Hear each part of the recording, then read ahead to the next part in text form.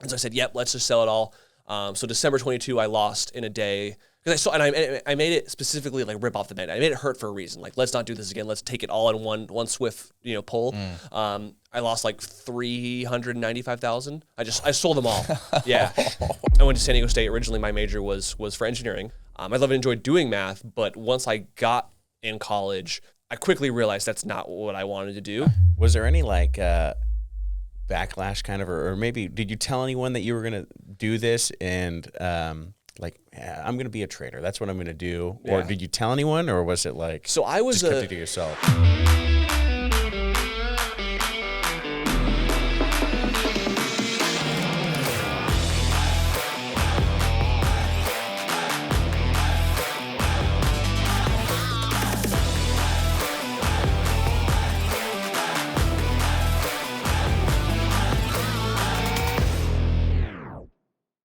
Welcome to this episode of the Confidence Quotient podcast. I'm your host, Michael Carrillo. Joined with me, co-host Zane Kaufman. What up? And the Wolf of San Diego. Ooh. Should we call him that? I like that name for him. I was thinking about that. Hey, I've never heard that. That's hilarious. Someone's got to listen. Somebody's got to be it. And if it's going to be somebody, I feel like it might be this guy right here. There it is. Kyle Williams in the studio, 7-figure trader, nice guy. And those two things are not mutually exclusive, so we're really glad to have you here on the show today. You can be honest. You can tell him I'm mean. If you were mean, it wouldn't matter about the first part. We wouldn't have you on here. Yeah. But we are excited to have you here. I've known Kyle. You've known Kyle even longer than I have, but I've known Kyle since high school. Yeah. And We've known middle school. Middle school. Yeah. Long time. So there must be something in the water out here in San Diego middle schools. Just hey, listen, brother. Successful middle schools over there. Parkway Middle. Yeah. People are just freaking. Come on, bro. We're Patriots? Yeah. Parkway Patriots. Hey, man. Parkway Patriots. Yeah. There you go. Well, Kyle, dude, super excited to have you on. Really excited to dive into your story, hear everything that you've got going on now as far as like what you're doing in your career, but also obviously want to hear the journey and how it's progressed from a mindset perspective.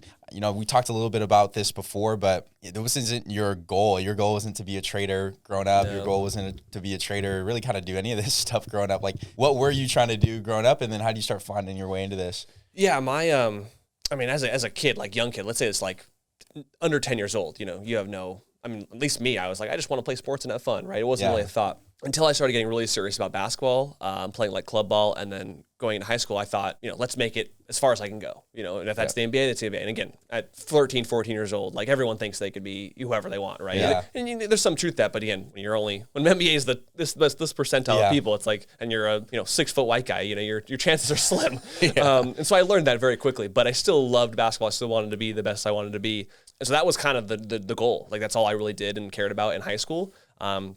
It wasn't until it was over and I entered college where it's like, okay, now a career is actually what I have to focus on. Like what on earth am I going to do the rest of my life? And I went to San Diego State. Originally, my major was for engineering. My dad was an engineer. I've always enjoyed math. I loved and enjoyed doing math. But once I got in college, I quickly realized that's not what I wanted to do. It was math, but then also, okay, let's build rockets on the weekend. And I was like, I don't really I have no interest in building rockets. And so I had to find and do something else. And I didn't want to switch my major a billion different times. I didn't want to try to just test and tinker out, which you kind of have to do, but I wanted to really dive in because so many people just do what maybe others around them were doing or what their parents were doing. And that was me. I was just going in engineering because that's what my dad was and is. Finally, I came across the movie The Big Short, which was about the 2008 financial crisis. So for viewers who don't know, like it was just the real estate market really wasn't in a healthy spot and no one really knew it. And then it all came tumbling down and the whole market's, crashed 40, 50%. Well, some people knew it. Yeah, a few. You're right. And when that happened, I was 12? Yeah. I have no idea what I'm doing there. I didn't even know it existed. It happened. But I'm 20 years old and I'm watching this movie and I go, whoa, like that opened up my world to like, this happened, this went on. And so backtrack when I was, I think I was like 8 or 9. One of my good friends, Peyton Lindsay, we were best friends in middle and elementary school. He got an allowance. And so as someone who was a friend of his, I'm like, Mom and Dad, why does he get an allowance? I don't, I want an allowance. And they made a deal with me. Like if you take out the trash, wash the dishes and like clean up the dog poop, you get $5 a week. They took that even further. They said, if you can save up $100 of that $5 a week, we'll put it into a mutual fund. And at 9 years old, I don't know what that means. They just explained to me, you'll make more money doing that. And at me, I've always been money motivated. I've always enjoyed finances to some degree. And so for me, I was like, yeah, sure. Like I don't necessarily at 9 years old, besides buying Pokemon cards, like, what else am I spending money on? So I eventually just kept saving up birthday money, Christmas money. I'd put it in there. And so when I'm 20, I completely remember that I have this fund that I've just been putting money into, and I look it up, and it crashed, 50% in 2008, and then recovered. But I was like, whoa, how do I prevent that from happening again? It doesn't feel good to have your life savings, especially if I get older, just get a nice haircut casually like that. Yeah. And so in the movie The Big Short, there were these guys who were positioning how they wanted to place their trades that would profit off that, right? Profit off the crash that happened. And I at the time I was such a noob, right? I didn't even know what they were doing. I didn't even know trading was a concept. Like I was like, what are they doing? It's like I don't even know what that is. I only knew investing was the thing. Yeah. Eventually I came across it. I was like, oh, they're trading. And then I eventually started searching online, like traders or trading, like what it is. And eventually I found out there was a little different sector of the markets called like penny stocks. And there was always a disclaimer. There was always this, be careful, beware. They're not like every other stocks. They're much more riskier. And I didn't get it. All I understood was like, okay, if Apple's $100 and this penny stock's 10 cents, like they're just different prices. What's the difference? And eventually I Googled around penny stocks. And back then Tim Sykes was one of the few people, or the only person really, that was really marketing and almost like trying to put penny stocks on a pedestal. Like you can learn about how to trade these things. And so I got sucked in. I dove in. I immediately realized like this is what I want to do. That interest for me always wanting to manage or like money. I realized, oh, trading is literally doing that. And I was like, if I could just gain enough money and grow enough money to do that as a career, like I would love to do that. And so I immediately switched my major from engineering to finance, even though the finance degree never really helped me. Right. It was still what I enjoyed doing, but it never really helped me in the trading world. But then I started trading. My goal was to make enough money by the time I graduated college. It's funny. I specifically started taking less classes a semester to give myself more time to learn how to be profitable and make this work. And it worked out perfectly. When I made just over like 90,000 in 2019, and then made by the time I graduated college in 2020, or already had surpassed 2019's gains. So like any entry level job would not have, and I loved even if I was only making like 50 or 60,000, and it would have been the same as maybe an entry level job, I still would have just picked trading because I just love it so much. I got to stick with it, and now I guess at time of this recording, like $4.5 million later, nice. We're here. So that's awesome, bro. Was there any like backlash kind of, or maybe did you tell anyone that you were going to do this and I'm going to be a trader, that's what I'm going to do? Or did you tell anyone, or was it like, so I was just kept it to yourself? So now I'm much more open about it. Part of a coming of age thing I definitely learned and experienced was being very willing to share. Yeah. But back then it was not. He was like in his mom's basement, and they opened the door. What are you doing down there? I'm like, don't worry about it. Watching porn. But so I was open with it to my family. I told my mom because joining the online service was not cheap. It was around the time like $6,000, and so for me I was like, whoa, that's probably the most expensive thing I'm ever going to buy. And I was like, so I really thought about it, and I justified it in my head of like, well, I'm already paying that much or more per semester for college. Yeah. Why don't I? And it wasn't even a 6 months; it was a full year. You get this access. So I was like, you know what? Let's do it. Like let's find out. And it paid off, right? But so that was kind of how I justified it. I used that mutual fund money that I had. I cashed out, so that gave me a little extra money to actually use that to pay the $6,000, and then actually have an account to trade with. I told my mom; she supported it. My dad supported it, but didn't think it was gonna get anywhere. Yeah. Right. They're like, oh, go ahead, kid, knock yourself out. Like, let's see how you do, And I would let's say I made my first profitable trade of like $100, and I was stoked, right? It's like, it almost feels like you're at the casino. You make your first huge win. You're like, oh my gosh, this is amazing. And he's like, my dad being the realist he is, he's like, that's great, son, but that's not going to pay the bills, And I knew that, but he didn't see where it was going. I knew $100 could turn into 1,000, and then it could turn into 10,000. He only saw it right now for what it was, which is justifiable. Like that makes sense. But so he was definitely. What gave you the confidence to see the bigger picture there? Was it just the people that you were surrounding yourself with, the program that you were a part of? Like, what gave you the confidence to say, okay, I get this little win. Like, I know that this can turn into something bigger. Yeah. Once I entered the world that was online trading, it's a pretty big community. every year I realize how much bigger than I think. There's like hundreds of thousands of people that really do this, and whether profitably or not, they're just part of the community. And when I first joined, I quickly was not introduced, but I saw a lot of traders succeeding. Some of which who only started with $1,500 and now had 6, 7, 8 million. Not just that story, but then being able to see them actually trade and make money when they were little and only had $2,000 to their name, or now have 2 million are trading. And I was like, you know what? They're doing the same thing regardless of how much money they have. It's like a process to it. And I was like, if they can do it, like, why can't I? And it's like it's not they're not Einstein. It's not rocket science. Yes, it's difficult, but it's nothing that can't be done, right? And so that's gave me a lot of confidence of like, it is possible. There's plenty of people done it before me. There's no reason why I can't get this down and eventually do it myself. Yeah. It's pretty clear that you've always had that perseverance. They say success leaves clues. And you were talking about how in high school you were really into basketball, like very into basketball. You worked very hard at it and didn't see the fruit from it that you were expecting. Right. But you were able to transcend that experience and take that same level of work ethic and resilience into trading. Was that something that you felt like was going to happen, or is that something that you're just like, well, I just know I love basketball and now I know I love trading? Once you got into trading, were you thinking like, oh man, like what if this doesn't work out again? Or what if, I put all this effort in and it still doesn't work out? Yeah. No, I didn't know at the time. So for backstory, like when I put everything I had into basketball, like I spent every day trying to, like, it's like, it almost hurt me where there's a bit of actual positivity of not taking things too seriously, where it's like, if you were over anxious about it, I was over anxious about basketball. Like if I didn't practice one day, I thought I lost the whole week's worth of work. And I started to believe it. So like, I think that's what killed any fruit, because I worked so hard, but then the moment I got too tired, because everyone needs a break. Absolutely. But I kept believing I couldn't. And eventually when I would take one, it would just really set myself. I didn't have that self-esteem, that confidence in what I was really working on. So it never led to any, the hundreds of hours I put in never really led to anything.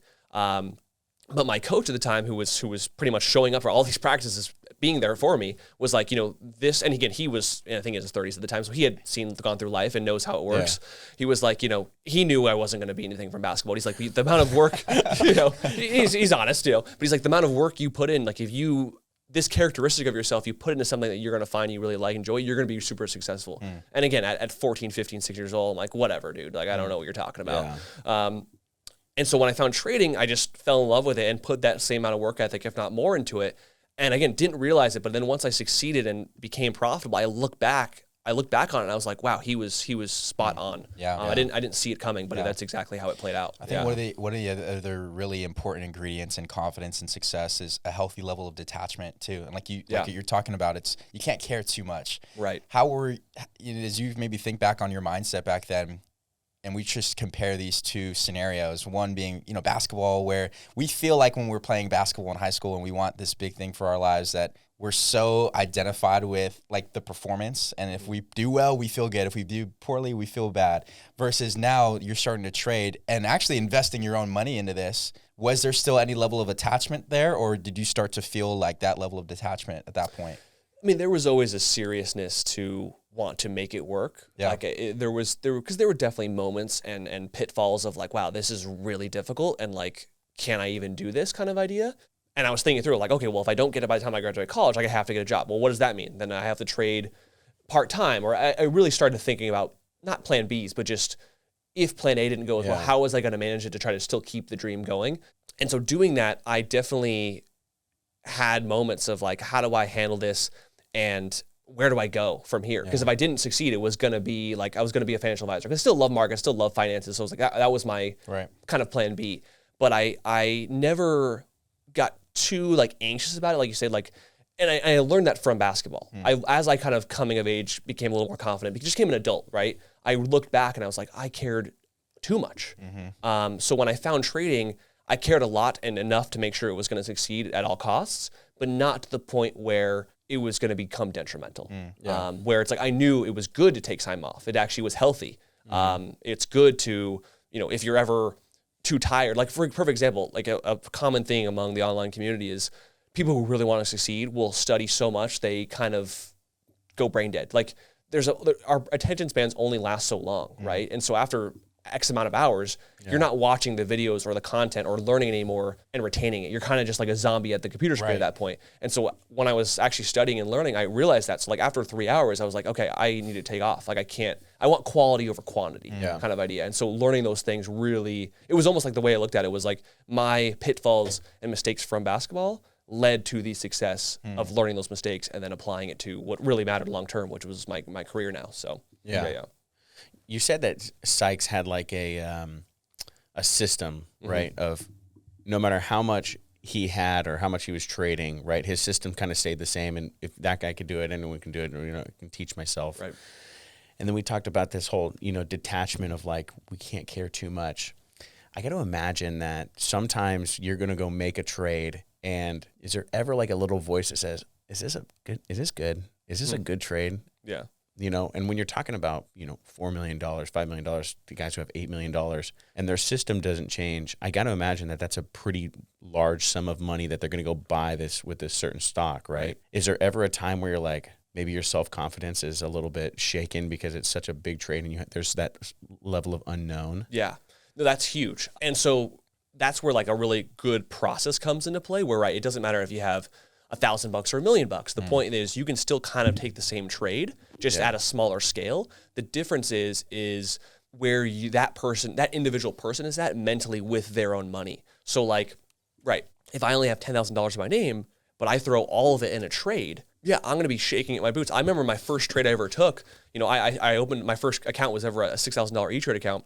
And I was willing to lose that $6,000, but being comfortable with actually losing is a whole other mind game to where when I first started to make a trade, I was like shaking, like on the mouse. I was like, oh my God. Like it was just so crazy. And you just get a good practice out of it where now once you're, say you have $1 million and you bet that much or just equivalent as much, it could still happen. Because it's all about where you are emotionally with that money. And even to this day, the biggest struggle I always have is always getting to that next level of being comfortable with what I'm losing. So like, again, back then, after I got over the jitters, I was comfortable losing like $40 a trade. Like if I lost, if I was wrong, good or bad, $40, I could take that and not lose sleep at night. Nowadays, it's like if I take a trade and I lose over like 8, 10 grand, I start getting either angry, tilted, emotional, right? It can be very easy to just go right back into that beginner stage of I shouldn't have lost that much. Where if I lose 3 grand, 3 grand's a lot of money, but because it's all relative to where I'm at emotionally, where my brain can handle it, I could lose. I lost a $2 grand trade yesterday. I forgot about it 10 minutes later, right? So it's really always where you're at with your own individual relativity that really matters the most. Because I can go all in on some trade and be scared shitless because it's too much for me versus the $100 millionaire man could take the same position and be like, oh, I'm not even going to watch the trade. Like, who cares how it goes? It's all relative. So how do you increase that capacity for risk and emotional attachment? For me, it comes just to grinding it out. And the mistake people do is they'll try to go from 0 to 100. They'll try to risk $40 in the beginning, right? And then go to 400. And like, that's a terrible way to go about it. You're going to be very scared very quickly. For me, it's always been incremental increases, right? Getting a little bit more used to a bigger. So like, let's say I could lose 3 again and not feel anything. I can lose 4 or 5 and not feel anything, but great. When I get into the 8, 10 range, I'm like, that sucks. If I wanted to push myself, I'll go, okay, let's risk 6. Let's just push the needle just a little bit, right? And then if I get comfortable with 6, I'm like, okay, let's push 6,500. Like little less than 10% shifts up, and I don't go to the next level until I can understand it and accept that I can take that loss and not necessarily feel anything. It can still suck. You can still feel down about it, but I'm not going to carry that on to the next 10 minutes or the next hour or the next day, right? I'm going to forget about it very quickly. And you can still learn from it, but I'm not going to go, the biggest mistake, like revenge trading. You take one loss and all of a sudden you're like, I need to make this back. So you take 10 more trades and all of a sudden you've just tripled your losses, right? That's the biggest mistake people make. And I've been there. I've done it too many times to know, like, I have to maintain that range of how I'm feeling, because the moment you're off tilt, like poker, like the moment you get tilted, you should leave, because you don't want to keep trading and making it worse. So. Have you done that before where you lost money and you just had to get up and walk away from it for a little bit? A lot of times. Not so much anymore, because I've really kind of nailed it down, but it could still happen at any moment. There has been times where I was like, I need to step away, because if I don't, I will make a mistake. Totally. Yeah. How important is community on 2 levels? First of all, like what you're saying, not getting into sort of a snowball effect. And then the other part of it is being exposed to people that are spending and winning a lot more than you are. Yeah, totally. That's why joining a community online is always special, because you could do it on your own, right? But doing it on your own will come with so many more pitfalls. And maybe you experience the same pitfalls in a community, but at least you now have someone to kind of guide you, be like, hey, I've done that before. This is how you solve it. Like, it really shortens that learning curve. And doing that through a community allows you to see people make the same mistakes, see people how they recovered quicker, and handle that. Because doing it on your own, your learning curve is going to be just so much longer. And having someone to really guide you I think is huge. Like, I wouldn't be here had I not had someone who gone through those pitfalls. Because there's so many times where I've watched the video, saw someone fail, or my teacher or mentor fail, right? And a week later make the same mistake. And you'd think, well, why did I watch the video if I made the same mistake? But that's the key, is that you're still going to make the same mistakes you just witnessed from other people. The advantage is you saw them recover from it and how they handled it. So then you immediately know where to go to right when you make that mistake. Yeah. So, I mean, the advantage to that is you're like, okay, this guy made the same mistake that I did a week ago. He obviously posted the video and he's still here, so he's still alive. So that means that everything must have been okay, right? Right. Yeah. Gotcha. Exactly. Okay, cool. Well, I think the other part of it too is with community, you get to share in other people's wins, losses, all that kind of stuff. But it's also like, I think, bringing you maybe now into a sense more of like purpose and what you want to do in sort of like the grander scheme of things. What is, I guess, as you're looking at money now, and we talked about this a little earlier too, almost desensitized to it a little bit. Mm-hmm. Like, what is the deeper purpose now for you behind trading, other than it just being sort of like a game and like what you like to do at this point? Yeah. And I of course, I have still goals that cost more money, right? Bigger goals that won't bring me any more happiness, but it's like a game, right? So there's always still more that I want to do. But in terms of the more deep, meaningful things, is kind of becoming that full circle and teaching. So like, I learned a lot from Sykes. I learned from a lot of other great traders that I learned from just joining the community online of, hundreds of traders. Yeah. But now kind of going full circle and then being that for the new generation of traders, if you want to call them that. There's new people that come into trading, every day, right? Yeah. So for me, me and a couple of buddies that I've gone really close with, we've started this online community called Clover Trading, which is where we've now become kind of the teachers. And yes, we're still traders. Just because you become a teacher doesn't mean you stop also being a student. Like, I'm still learning from my trades. I'm still learning from other people's trades. I find meaning and purpose in being an example for the newer guy who's just starting out. The same way I was a newer guy looking up to all these other people who were already making millions, right? Yeah. And it actually helps me. It really goes hand in hand of being a student and a teacher, where like, I'll make a video or do a webinar for people in our community, and I'll start talking about my own lessons or my own mistakes, and it almost it's a further drill into my brain of like, you made that mistake. Or I'll review, like, some student will say, hey, can you review my trade? And I'm like, yep, I made that mistake, 3 years ago, and this is how I do it. Like, it's such more repetition and practice that actually becoming the teacher not only makes me a better trader, but makes me a better student as well. The more exposure you can get to those things. I know Alex Hormozi said that confidence comes from doing something so many times that it just becomes boring. Yeah, totally. And the more reps that you have, whether you're doing it or now you're teaching it. And the other thing that is true is that the more you teach something, the better you become at it as well. What makes a bad trader? Like, can anybody be a good trader, or are there some people where you're like, you know what, brother, let's do something different. Come walk with me. Let's go check this other thing out real quick. Yeah. Yes, there's a lot of things. One of them, the first we were talking about, appetite to risk, and everyone in the beginning will be a shock. Like, for me, you might think at the first day of me shaking my hands, like, oh, it's not for you, but there's ease. You got to ease into it. Yeah. But there are some people who, no matter how much they've eased into it, they just for some reason can't accept risk. Yeah. I'll never forget a particular, I don't even remember his name or who he was, but he had he was well off. He started with $100,000 to trade with, which is more than you need, really, in my opinion. You only need a few thousand to start with, frankly, because it's better. If you're going to start and go through a difficult time, it's better to lose less than lose. Totally. You'd rather lose 1,000 and be like, oh, wow, I learned so much, than lose 100,000 and be like, wow, I learned the same amount, but paid the same price. But I remember this guy had $100,000 and he lost $100. and he like had a breakdown in the chat. He was like, oh, and it probably might have been because he really didn't have that $100,000 to lose. Like you may have money, but are you like getting an attachment? Are you okay seeing it vanish? And if some people can't get over that hump, then it just barrier to entry. You just can't even start, unfortunately. So there is a risk appetite you do have to have, but don't think you have to have this massive risk appetite. There's many traders who can be very conservative and still make good returns. Yeah.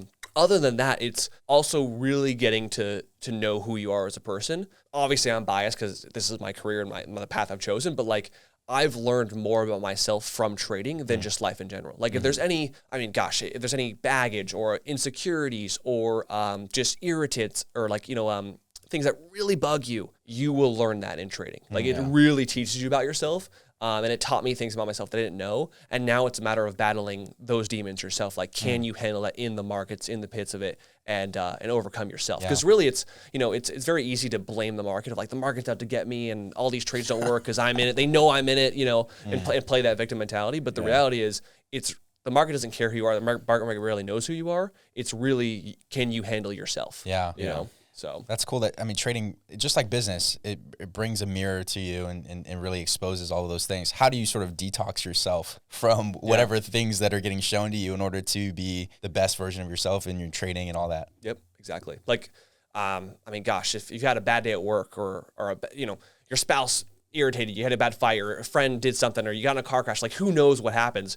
The moment you enter that market or enter a trade with your headspace not there because it's somewhere else, I can't tell you how many mistakes I've made because there's something else on my mind. Yeah. And I just don't follow through on my trade plan or my process. And it just like that. All of a sudden it's an unwanted loss. It's maybe too big of a loss, all because I didn't come in with just my prepared, or I let me beat me. Right. You get in your own way. Yeah. Well, how do you reset that before you start opening up and trading for the day? Sometimes it's time. There's been times where I'll just say, hey guys, I'm taking a week off. Like I just need to get this, let time pass, time heals all the wounds kind of thing. Sometimes the better you get at it, you can just shut it off. Like there's times where maybe I'm not having a good day, but I just kind of almost at a habit now where once I enter my office and the trading day starts, my mind goes blank. Like this, like almost like, what's it called? Like getting in the zone or just getting the flow state, right? Yeah. You're just in it. I'm not thinking about what I got to do in 3 hours. I'm just right here, right now, present. That's always been a good habit or a process to, get my mind immediately into it and just go from there. Have you ever caught yourself being in those moments now where you're like, all right, I'm literally executing this trade, but then my mind goes over here? Like, how do you get yourself out of that? Yeah, there has been times where I think about it and it's, as quickly as I could switch it off, usually I've learned to just switch it right back on and just get right back into it. If that does happen though, sometimes, I can just immediately exit the trade, if I'm feeling it, which is tough to say because there are some times where I will call it emotionally exit a trade where I have some scary thought or I overthink things and I just exit and the trade still works. Then I'm like, okay, I need to refine. I need to get better at just not perfect example, like back to the buying or selling too much of a stock. Like you're in 10,000 when you only have 10,000, you get all emotional. Some really great traders are able to then feel that emotion, feel that being that scared, feel yourself wanting to just run because you can what's the you can fight, run, fight or flight. You can feel yourself wanting to flee, but then readjusting yourself to be able to get comfortable again. So instead of just immediately exiting everything, you just sell 50% of your position or you sell 25%. You just get back to that comfortability level. Little hedge. Yeah, to get back to where you feel comfortable. So if I ever think of something that's going to tilt me off, I'm like, okay, what little adjustment can I make right now that's not going to help me detriment the trading? Like, again, not let life get into it. Like, what little adjustment do I need to make if it's just even with the trade itself that makes me feel more comfortable and get back in that space? So, at what point? So you're into trading now. You're going through it. Well, two questions. One, at what point did you realize to yourself, okay, this is what I'm doing? And then at what point did everyone else around you accept, hey, okay, this is what he's doing. This is what he's doing. Yeah. You know what I mean? So the first year was the same what we talked about with my parents, where they're like, oh, whatever, he's just trying it out. He's, my dad is so funny. I'll never forget this. He would tell his coworkers or his friends like, oh, it's a hobby. And at this point, I'm literally working 8 to 10 hours a day. You're sweating downstairs. Yeah, it's like sounds like a long hobby. Yeah. So the first year I lost like $4,000. So didn't go anywhere. It looks, like any business or endeavor, it doesn't look great starting. The second year I made all that back, so I was break even. The third year I made about 30,000. So solid, but again, still under my dad's eyes, not gonna pay the, and it's not. It's a good extra, but it's not gonna. I can't move out on that money, kind of thing. Yeah. Once 2019 happened, I made $90,000. Then that was kind of the shift. My parents realized, oh crap, like he's not gonna get a job after college, right? And it's funny, they then said, okay, well, we now know you're not gonna really use your degree. I had about a year and a half left. They said, we're gonna make you pay the rest of your college. Like I was fortunate enough that they were, also I lived at home. My college tuition was actually fairly cheap, living at home, living in state or going to college in state. They said, hey, well, we're going to make you pay the last 2 years of your college, or this semester and then the next 3. And I remember totally calling our bluff. I was like, you know what? I was like, guys, I'm going to drop out then. I totally tried to, because I knew I didn't need it at the time. It's a good safety net. I was already, I was more than halfway there. So in my head, I was like, I should finish, but I just I tried to call their bluff. And, my dad's face, I'd never seen my dad's face so he couldn't believe it. He couldn't believe that came out of mouth. Yeah. But my mom was way more prepared. She goes, all right, well then you're going to owe us the other 2 years or the other 3 years that we've already paid for. And I was like, ooh, okay, financially, that doesn't make sense for me. So, so I did graduate. I did pay the rest of those semesters. And, from there, that was the moment though. They knew like, this is where he's going. This is what he's doing. Yeah. So were you shook up at all after that first year of like losing $4,000? Yeah, I mean that was a period where I was like, wow, because again I started with a $6,000 account, so I losing $4,000, I'm down 66%, whatever it is. Yeah, and I realized like, yeah, if I keep going down this path, like I will run out of money, right? I'll have to kind of save up and redistribute, put money back in and give it another go, and so. It kind of came like back to the wall moment where I was like, I really need to figure this out. And luckily I had been studying enough even while I was losing to really, I didn't know it at the time, but I was really on that last bit of that learning curve before it started trajecting up. But yeah, there were absolute moments of like, should I just quit while I'm down? Yeah. But what kept me going was like, would ask myself, well, what if I'm not doing trading, then what else am I doing? Am I going to follow the other path of being a financial advisor, which is nothing wrong. I probably would have enjoyed it, but I was like, there's nothing I find more passionate about and enjoyable than trading. So it's like, even though it's really tough right now, I still am looking up to those guys who are making it work for them. And I'm like, I love it so much. Like, we're just going to keep going. We're just going to shut off the emotions. Like, don't care about how crappy it feels. Like, just keep pushing. And then, by that next year when I came everything back, that was kind of the first confidence boost of like, wow, okay, this is a huge, full 180 going straight losing to then almost not straight winning, but consistent winning to get back to where I was down on. I was like, okay, this is working. Like I finally figured it out. Yeah. So. What do you think it would have taken to knock you out of trading at that point? Like when you were already down? If I let's say like, and this is a scary story that I've heard a lot of traders go through where they take a trade, they put on too much risk, and then they end up owing money, right? Like they lose more than what they had in the account, like with leverage or something. Luckily, I've never taken leverage trades for that reason. I'm like, I just don't need that stress. There's no reason. Yeah. Where you're not only are you done, now you are in debt. Yeah. Now you owe somebody money, and so that would have definitely taken me out. Maybe if I had. In another parallel world, I would have found another passion that would have overtaken that possibly. That's kind of the two that I think would have played out that way. Not to say that you've ever want to say that you've made it, right? But when was there the time that you're like, was it when you first hit your first million where you're like, I can like breathe a sigh of relief, like, man, dude, I've climbed that hill. Mm-hmm. I'm like, I've made it in a sense.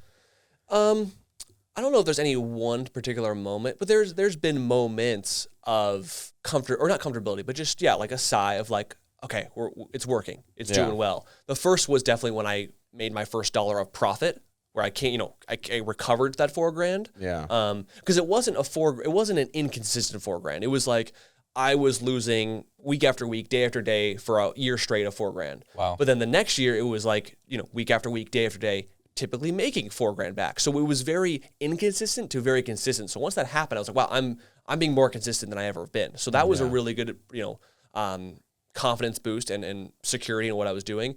I think the next time was then when I finally quit my part-time job as a waiter at PJ's restaurant, because then that's when trading became my only income. And I was up around that $80,000, $90,000 mark in total. And it only really worked though, because again, I was still at home. I was still in college. Like the only expenses I had were like my phone bill and going out buying food or drinks with friends sometimes, right? That was very low. It would have been way different if I had a mortgage and kids and all these other expenses, right? I couldn't just quit my job. So it was a very good time where I had very little expenses. I could pull not even 10% of my account's money and then live off the next 6 months. Like that was another where it's like, you know what? Now it's my life now where it's actually my full on income. That was another moment. And I guess the last moment was right where now it's like I can really just almost stop trading, right? If I just wanted to live off for the next 3 or 4 years with, even more with doing nothing, then that's another huge like security blanket kind of idea. So yeah. Loves the game. What was the difference as you reflect back on that year of losing versus the next year of winning and kind of like to where you're at now? Was it just a experience and competence that was lacking, or was there also other mindset things, maybe how you looked at money, how you looked at certain things that also changed? Yeah, there's a few things. I mean, the first aspect is just the typical learning curve of going from being a little infant, right? You don't even know what you don't know, right? And that's the scariest part where when I'm teaching people, I'm like, guys, you have no idea. And I don't say that to scare them. I just say that to really paint the reality for them. Like they have no idea what they don't know. And that's the scariest part to be, because that's when the huge losses come and you got slapped in the face. You have no idea who hit you, right? Then it goes from actually then knowing what you don't know. So it's like, okay, I don't know how to do this. I don't know that. Let's work on those things. Then it's, knowing what you know, having a bit of confidence, that kind of scale. And then it almost goes to not knowing what you know, like the whole flow state where like, I'm not necessarily the best at it, but I've had buddies or traders they'll take a trade, they don't know why, and they just kill it, right? And they almost don't even know why. It's become so subconscious now and so much repetition and practice. They just see the markets in a different way. That's kind of that way. The other way is just repetition, constantly getting better, constantly just pushing through and just being more competent in general. Because like you said, practice makes perfect, or not perfect, but just you practice so many times it gets boring. Yeah. Right. You just keep on putting those hours at screen time, and it's only going to help you out. It's only going to increase your odds of success. So, how has your psychology of money changed? It's changed in the sense that it's not really. I mean, it's still real, but it's not as real as maybe the average person thinks it's real until it's out of my accounts.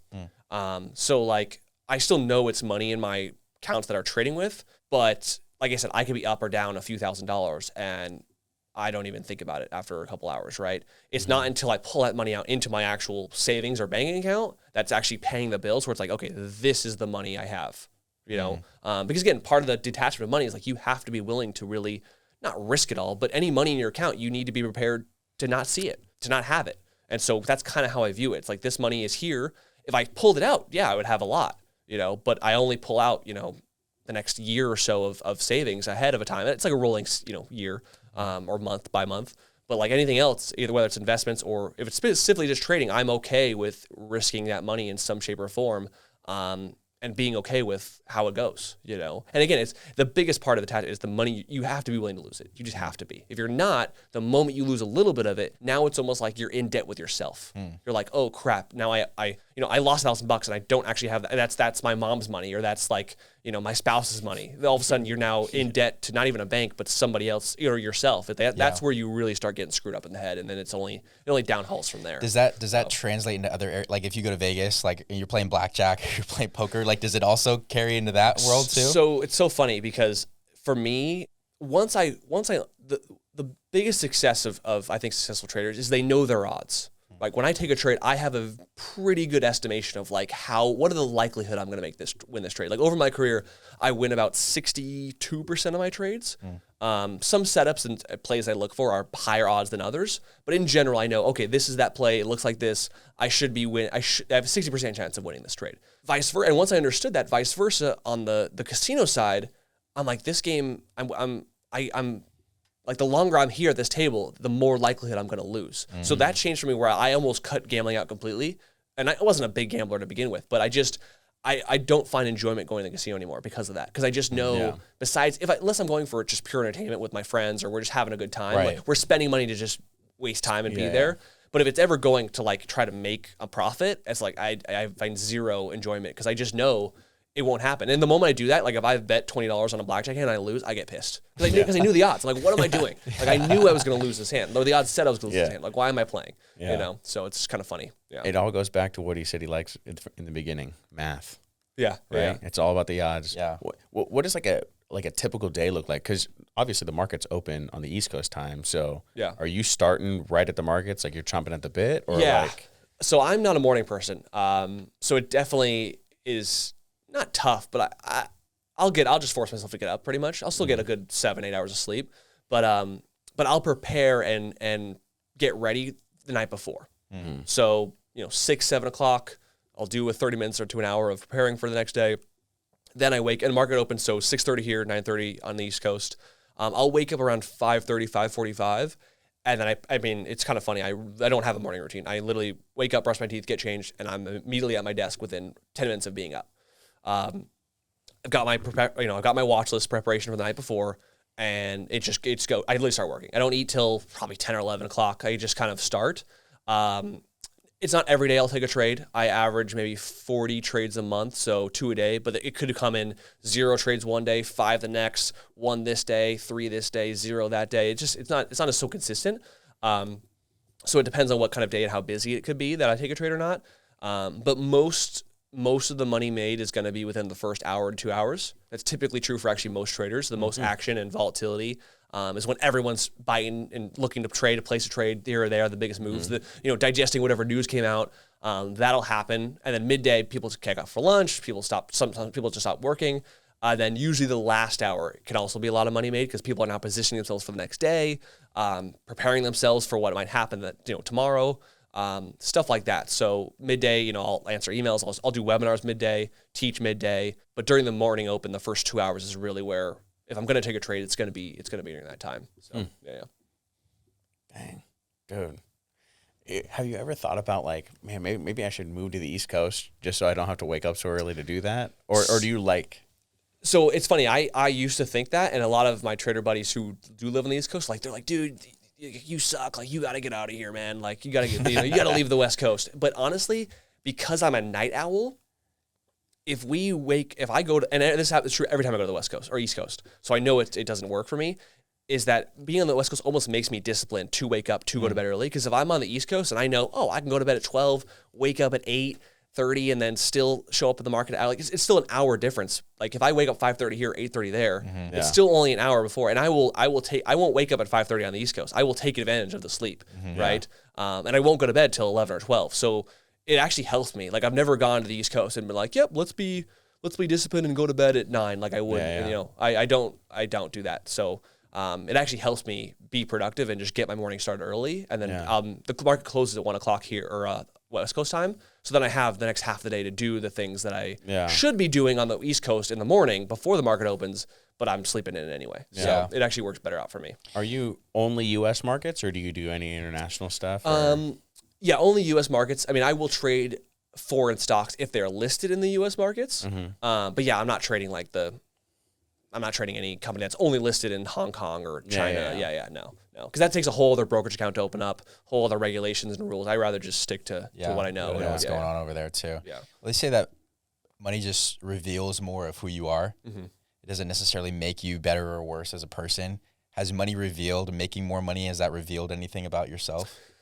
Not necessarily. I think that's actually, I don't know if it was how I was raised or just who I am as a person, but no relationship has changed in my life because of the success or anything. If anything, I've been complimented by some really close friends of hey, dude, you're the same dude, which is it's good to know, because you can only reflect on yourself so much before someone else outside of yourself being able to really give you a second opinion. And they're like, we don't even care how much you have. You haven't treated us differently at all. I'm like, good. That's the goal. I would never want to treat you differently than that's how who you are as a person is not different. It doesn't change because I've done something different with my life, right? So yeah, nothing is really, maybe I've become a little more splurgish with just money. I'm never really a big jeweler guy, but why am I wearing a ring? I like this ring and style, but if I was making, an average seller, I probably wouldn't be buying this ring, So there's some things I'm willing to splurge on. But nothing, I'm not treating anyone differently or everyone's a human being on this earth. There's no reason to treat anyone lesser or worse based on what they have or what they do, Yeah. Or on the other side of that, are there any things that maybe good things that you were doing that now you have a little bit more money to be able to pour into other things like that? I was never a really big charity guy. Yeah. And I, admittedly still am not, but then I definitely have given to charity a little bit in the last couple of years. I've taken it's kind of I would say an unpopular approach, and I actually didn't learn it from Warren Buffett, but I saw that he did it as well, which was, for me, again, numbers, right? I'm like, okay, I can donate $10,000 now to a good cause, but what if I grew that $10,000 to $100,000 and then donated the $100,000? Like, so part of me is held off a little bit because I want to just keep growing. And then when I'm older, not older like 60, but just when it's important to not play the game of, oh, I want to have more, or when I have enough, because it's never enough. Never enough, right?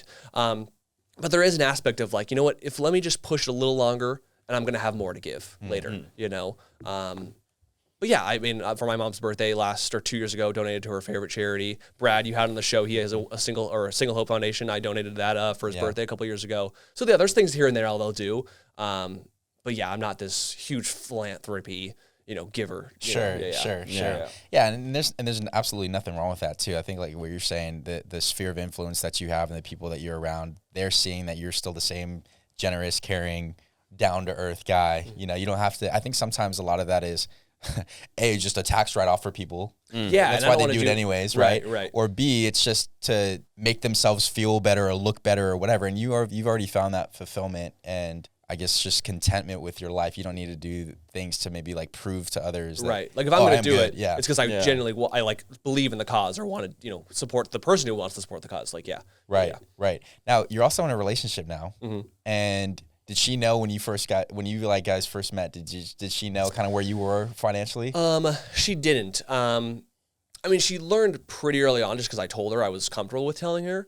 But she never viewed it differently. Even now, she likes paying for things. She likes being an equal, in that relationship. Of course, I still like to pay for date night too. But she knows when she wants to represent, her side of the relationship totally. So it's awesome. It's gone well in that aspect. Yeah. So that's good. I feel like for some people that would be a difficult thing to start like dating now that. Dating. Hey, I'm actually unemployed, right? Yeah. Can you? So about this tab, like, can we go half on this? Yeah. Like, can I just pay you $5 a week? Yeah. Yeah. Or actually, I forgot my wallet. Do you have a personal finance program that I can take you up? Yeah. I actually left my wallet in the Uber, so I left my wallet in my pocket. You got one? And I also don't have Apple Pay or anything else. Yeah. So you're gonna have to take care of this for us. Yeah.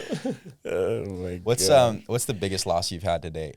There's a few ways to look at it. So there's either my biggest red day, which was multiple losses. Sure.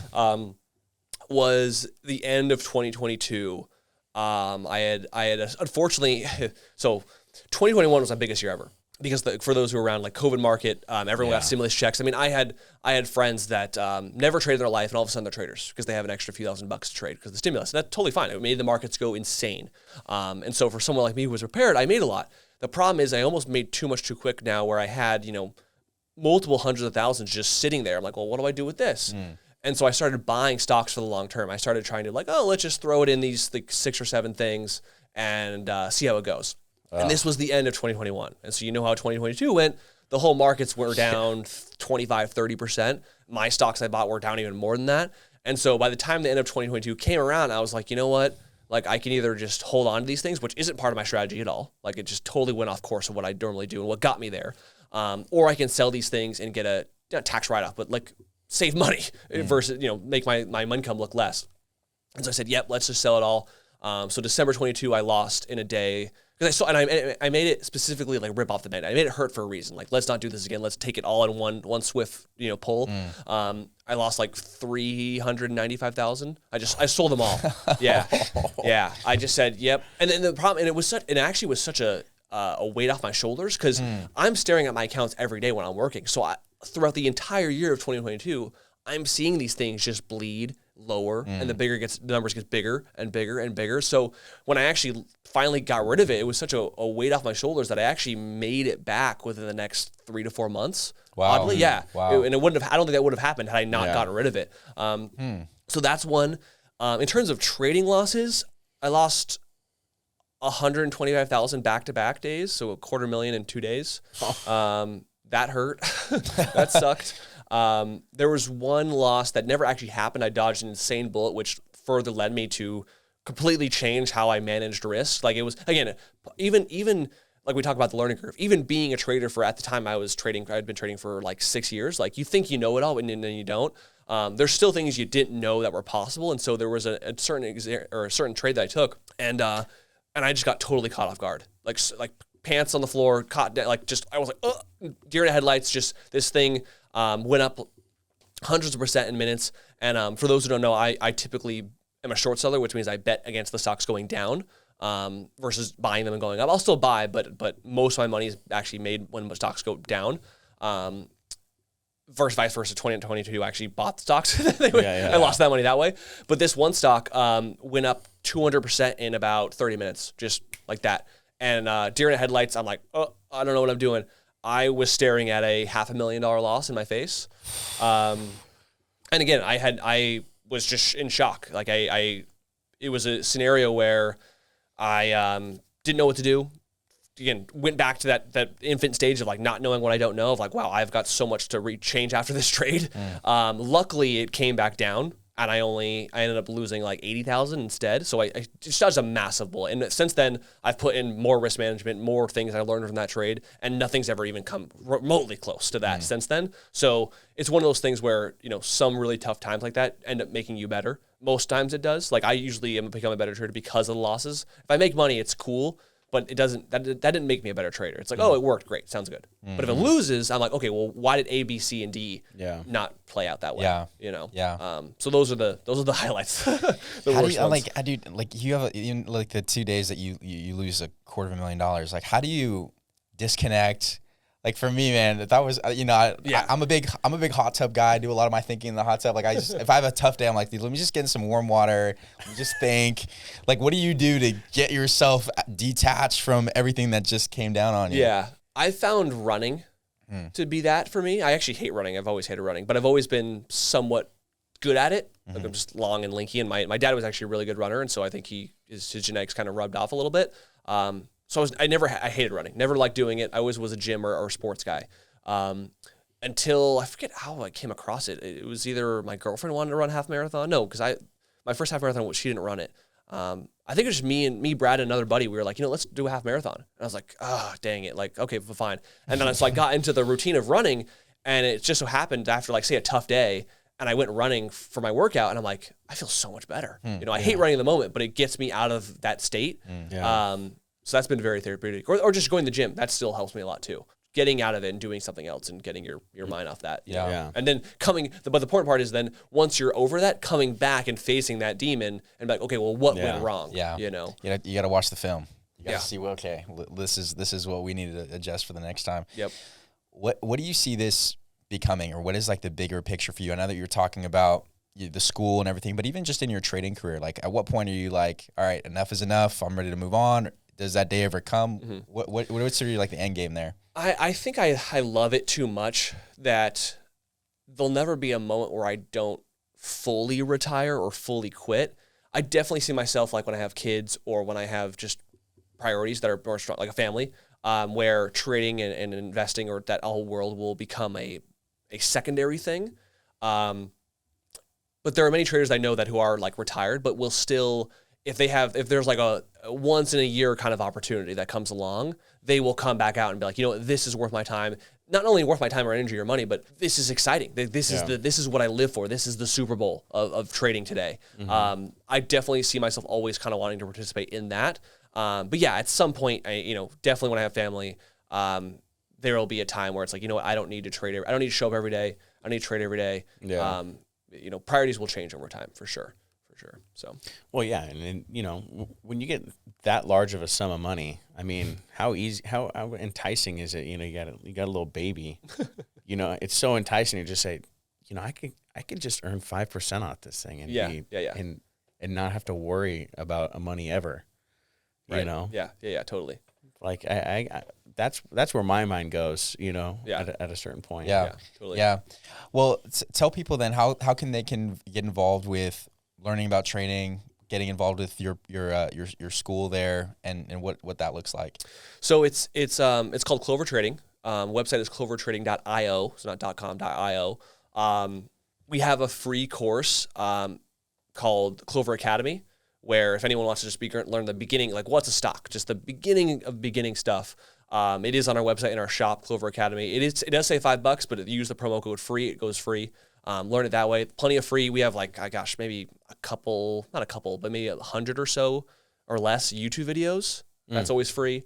We have a free portion of our Discord, which is also on our website. Although it's not really, the good stuff is obviously paid for. Yeah. But we also have a $7 7-day trial. So like if you just want to see what it's like, what it is, there's all these outlets that we try to give to people to just dip their toe and see if they like it or not, stuff like that. Yeah. So how do you, and I don't know if this is ever something that's come up for you, but if people are like asking you about it, there's so many scammy type things out there now. Yeah. I know that Forex was kind of like a running joke for a lot of people recently. And how do you sort of help people differentiate what it is that you're doing versus some of the other scammy stuff outside of just obviously the results? Right.